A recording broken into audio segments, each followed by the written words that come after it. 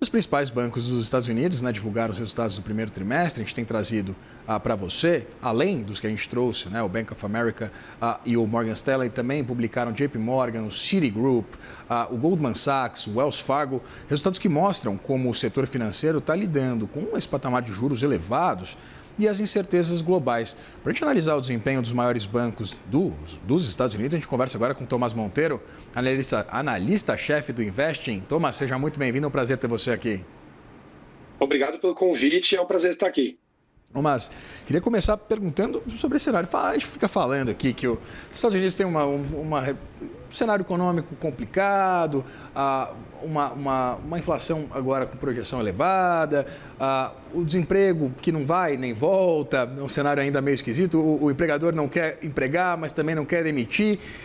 Como é que a gente vê esses resultados positivos das instituições financeiras, principalmente se a gente focar a nossa análise nesse setor de investimentos, né? Como a gente vê esse incremento dos resultados, por exemplo, dessas frentes, desses braços de trading, de assessoria financeira? Sim.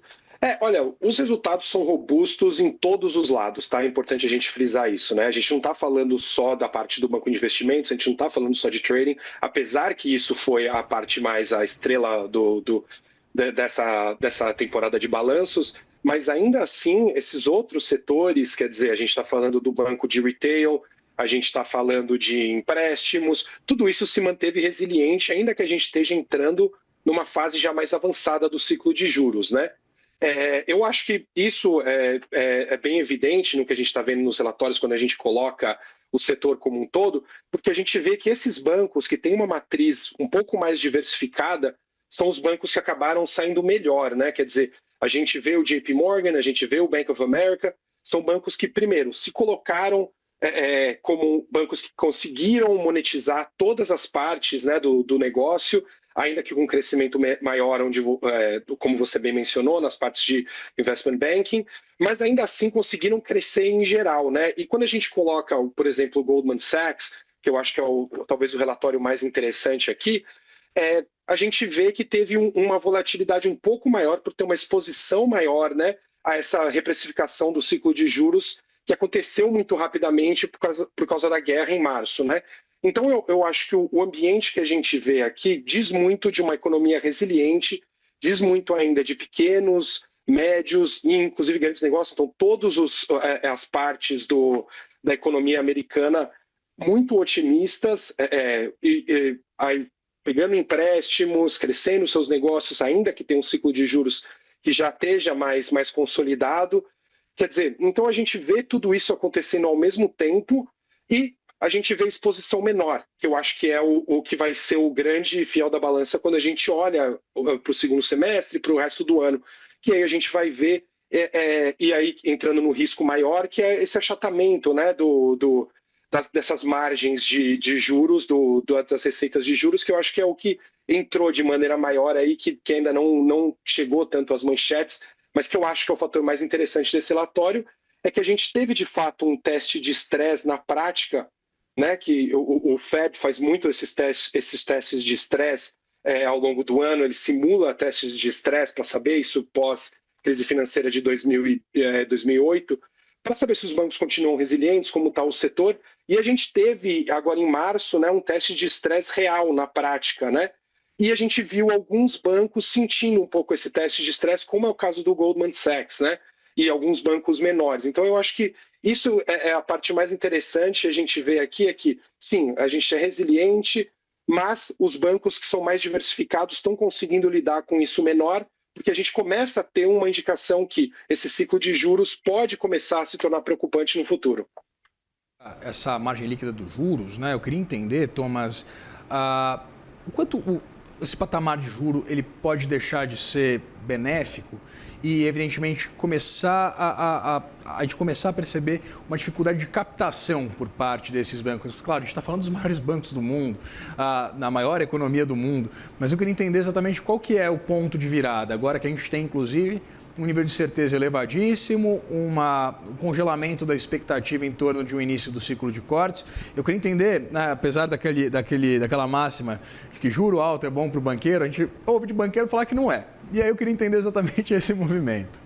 Sim, excelente colocação, exato, porque é muito bom enquanto os bancos ainda conseguem, né, trazer as margens que são da fase inicial desse ciclo de juros, né? Quer dizer, agora, quando a gente tem esses juros elevados por muito tempo, essas margens começam a achatar, né? Quer dizer, o banco não consegue renegociar esses juros que ele pegou a um juros muito mais baixo com uma margem melhor, que é o que tem acontecido até agora. E aí esse crescimento chega num platô, né? Que é um pouco o que a gente tem visto, né? Quer dizer, isso até o momento não tem sido um problema, ainda que, se a gente for olhar dentro dos bancos grandes, o crescimento de margem de empréstimo, de juros e de receita com juros foi na ordem de abaixo de 5%, né, entre 3% e 5%, o que na verdade já mostra um achatamento. Assim, precificando no futuro, e aí que a questão principal quando a gente olha essa reprecificação rápida como aconteceu, que é o que o Goldman Sachs chamou de má volatilidade no seu relatório, fazer essa precificação futura torna-se mais complexa, mais cara, e essas margens começam a diminuir tanto nessa parte do setor de empréstimos, quanto na parte de trading de renda fixa, né? Que é onde a gente viu o Goldman Sachs tendo um erro grande, na verdade, né? O setor de renda fixa, commodities e moedas do Goldman Sachs, que é um setor, diga-se de passagem, que a gente teve um março muito bom para commodities e para o dólar também, quer dizer, então, ou seja, a gente vê que essa má volatilidade que eles estão dizendo veio de fato do setor de renda fixa e mortgages, né? Então a gente vê que essa reprecificação na curva, no final da curva de juros, principalmente na parte longa da curva de juros, já começou a impactar, né? Isso devido à volatilidade já começou a chegar também na parte de trading desses assets de renda fixa. Então a gente não está falando só de demanda, né? Por empréstimos, quer dizer, e eu acho que essa parte que segurou essa resiliência, quer dizer, que é por isso que a gente vê de maneira geral que ainda assim as receitas não diminuíram, as receitas de juros, apesar da gente já estar entrando nessa fase mais madura do ciclo e apesar da gente ter tido essa volatilidade devido à guerra na parte longa da curva, quer dizer, ainda assim a gente teve essa demanda ainda quente, e essa demanda veio por quê? Porque a economia continua resiliente, os negócios continuam resilientes, e a gente está vendo de novo uma volta de M&As de grande porte, novamente, vamos deixar claro que esses M&As ainda não entraram, a consolidação de médio porte ainda não voltou a níveis que a gente viu em 2021, quer dizer, a gente ainda está vendo abaixo, mas a gente pode começar a ver agora o aumento dos IPOs, como você mencionou, o que pode ser o próximo viés de crescimento aí para essa divisão de investment banking, né? Mas olhando de maneira geral, quer dizer, esse achatamento dos juros, ele vai impactar todas esses setores, né, e todos esses negócios. Então é isso que preocupa um pouco. A gente viu, ainda que uma temporada de balanço extremamente resiliente para o setor, a gente tem indicativos de que o setor está começando a se tornar um pouco mais sensível a uma possível reprecificação dessa curva de juros no longo prazo. E se isso acontecer, aí a gente vai ter que começar a reprecificar esse crescimento de longo prazo também.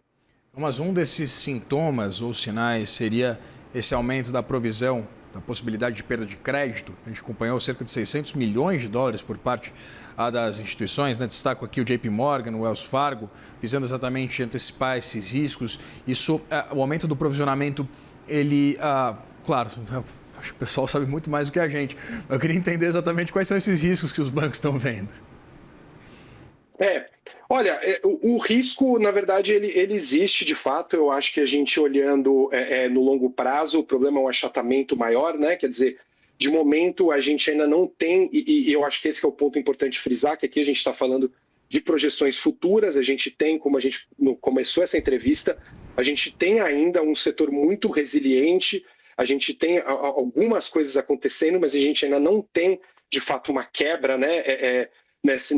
Nessa parte aí de juros. A gente ainda tem, por exemplo, inadimplência em níveis muito baixos, a gente tem um mercado de trabalho que continua forte, a gente tem uma economia que continua pegando emprestado, que continua apostando no futuro, ainda que tem um patamar de juros mais elevados.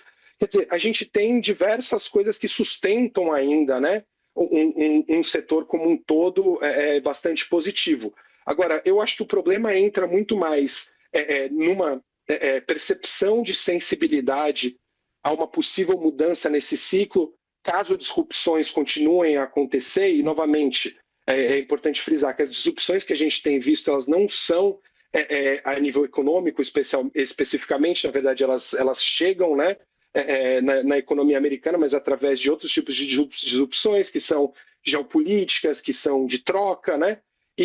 Então, assim, isso é especialmente problemático porque isso é algo muito mais difícil de você fazer de fato, né? As provisões de você conseguir, inclusive, trabalhar, fazer o hedging, custa muito mais caro porque eles trazem uma volatilidade muito mais difícil de precificar, né? Então, eu acredito que o problema tem sido mais nesse âmbito do teste de estresse, como precificar essa possibilidade de uma disrupção rápida, né, no setor, né, que é o que a gente viu em março, que de maneira geral a gente está vendo agora já melhorar, mas a gente não sabe e que em qualquer momento pode acontecer, né? A gente viu no ano passado também, quando tiveram as tarifas, foi um problema, a gente teve isso refletido também nesses em custos de hedging, em custos de renda fixa e todas essas coisas, na reprecificação também que foi em grande parte do dólar. E agora a gente está vendo de novo, agora em março, e agora a gente está vendo isso normalmente normalizando. Agora, o problema principal é como lidar com isso, levando em consideração a incerteza para o ciclo de negócios, né? E esse é o problema que a gente pode continuar a ver, e é por isso que isso acaba se tornando tão caro e tão custoso.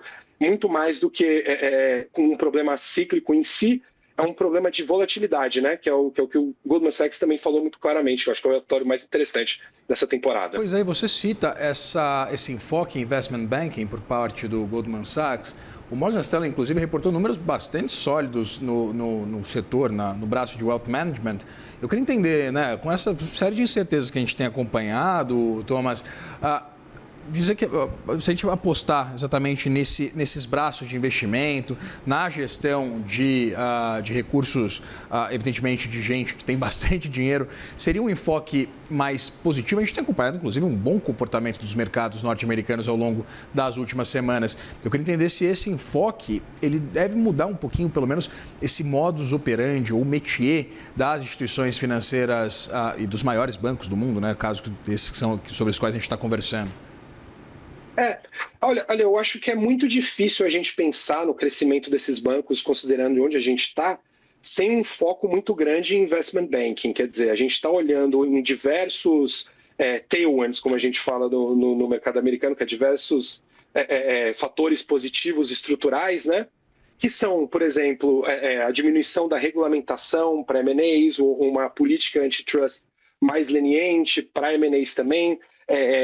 A gente também está vendo possibilidade maior da volta dos IPOs, também devido a questões regulatórias, então não só de fluxo de capital. A gente está vendo um mercado resiliente, quer dizer, então é muito difícil a gente pensar que o crescimento, a parte central do crescimento da indústria, não vai vir do lado do investment banking. Agora, qual que é a questão?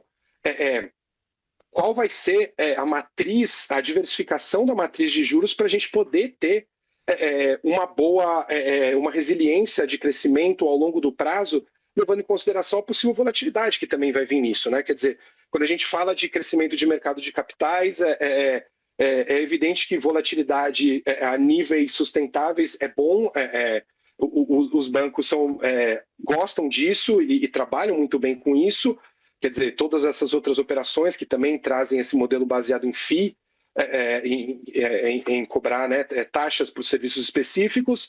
Agora, de maneira geral, a resiliência é o que vai trazer a maior estabilidade no longo prazo, né? Quer dizer, então eu acho que a gente tem as duas coisas acontecendo ao mesmo tempo. Quer dizer, o crescimento sim vai continuar sendo focado em investment banking de maneira central. Agora, os bancos que vão melhor aqui são os bancos que vão conseguir trazer uma diversificação maior de receitas. Por quê? Porque o problema que a gente vê aqui é a possibilidade de volatilidade. Caso isso aconteça, esses bancos vão conseguir se mostrar mais resilientes no longo prazo, né? Por isso que, se eu fosse apontar um banco que eu acho que teve o melhor report aqui dessa temporada, eu diria que foi o Bank of America, que eu acho que é um banco que trouxe crescimentos em todas as divisões, trouxe uma resiliência muito forte em termos também de crescimento das divisões de retail banking, que é algo que está sendo difícil da gente ver, né, como mencionado, e é um banco que também está precificado de uma maneira um pouco menor. Por quê? Porque o mercado já tem precificado esse crescimento de investment banking como a parte central, como o crescimento central do mercado, né? Então, aqui fazendo um comentário geral sobre o que a gente viu, eu acredito que a gente tem uma temporada de balanços muito positiva. A gente tem investment banking, assim, a gente está vendo o crescimento foi quase 25% em média nos bancos grandes, né? O que é fantástico ano a ano. Mas a gente vê alguns riscos aí na parte de juros, mas que vão ser necessários também serem bem geridos para um crescimento sustentado. Então, eu acho que o crescimento sustentado ele vai vir da diversificação com o investment banking, que é o modelo do Bank of America de maneira geral. Pois é, o BOFA, você citava, né, Thomas? A gente trouxe para a nossa audiência, a frente de investment banking teve um incremento de 21%, é realmente impressionante. Conversei com o Thomas Monteiro, analista-chefe do Investing. Muito obrigado pela sua disponibilidade de conversar com a gente aqui no Money. Eu que agradeço e disponha. Um abraço. Você também. Estamos sempre à disposição. Forte abraço.